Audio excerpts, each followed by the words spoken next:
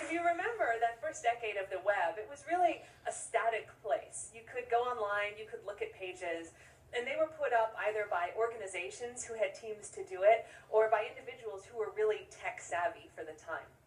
And with the rise of social media and social networks in the early 2000s, the web was completely changed to a place where now the vast majority of content we interact with is put up by average users, either in YouTube videos or blog posts or product reviews or social media postings. And it's also become a much more interactive place where people are interacting with others, they're commenting, they're sharing, they're not just reading. So Facebook's not the only place you can do this, but it's the biggest, and it serves to illustrate the numbers.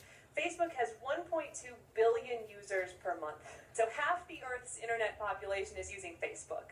They're a site, along with others, that's allowed people to create an online persona with very little technical skill.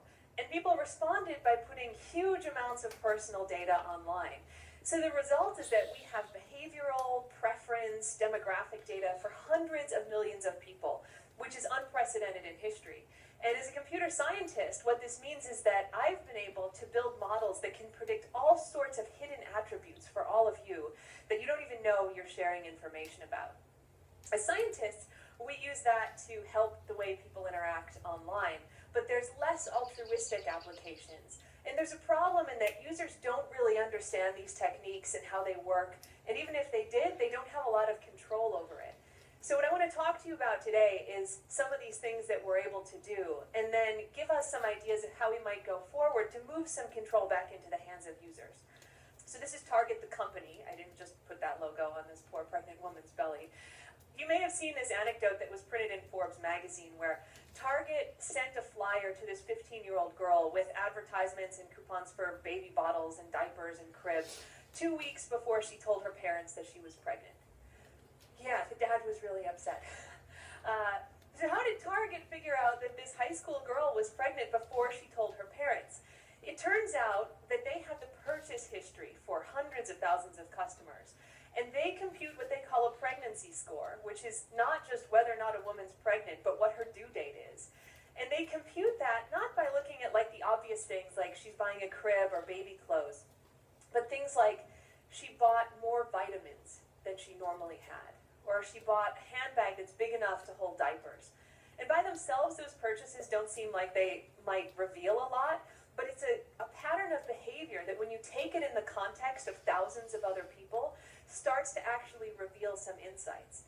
So that's the kind of thing that we do when we're predicting stuff about you on social media. We're looking for little patterns of behavior that when you detect them among millions of people, lets us find out all kinds of things.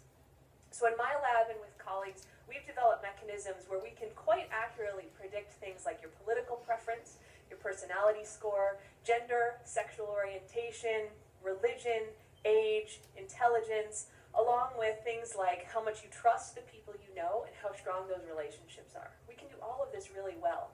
And again, it doesn't come from what you might think of as obvious information.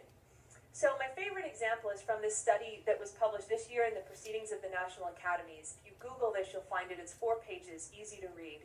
And they looked at just people's Facebook likes, so just the things you like on Facebook, and used that to predict all these attributes along with some other ones. And in their paper, they listed the 5 likes that were most indicative of high intelligence. And among those was liking the page for curly fries. Curly fries are delicious, but liking them does not necessarily mean that you're smarter than the average person. So how is it that one of the strongest indicators of your intelligence is liking this page when the content is totally irrelevant to the attribute that's being predicted? And it turns out that we have to look at a whole bunch of underlying theories to see why we're able to do this.